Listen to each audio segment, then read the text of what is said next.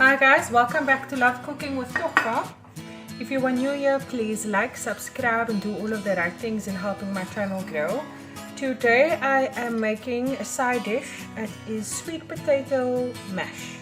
So I have some sweet potato, it's actually one sweet potato, I needed to use it. So I cut it up in little rings and I'm going to place it in a little bit of water in a pot.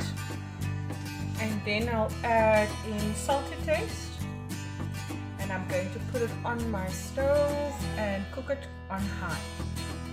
So this is my sweet potatoes I drained off the water. And what I'm going to do now is I'm going to add a pinch of pepper, a tablespoon of butter.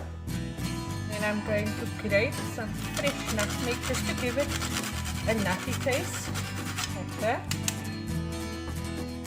And then I'm going to mash it. And I will be right back once I've mashed all the sweet potato.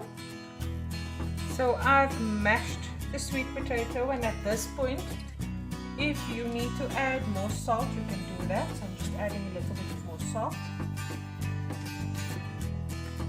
And with that, I'm going to be adding in about 1 tablespoon or 2 tablespoons of idle milk.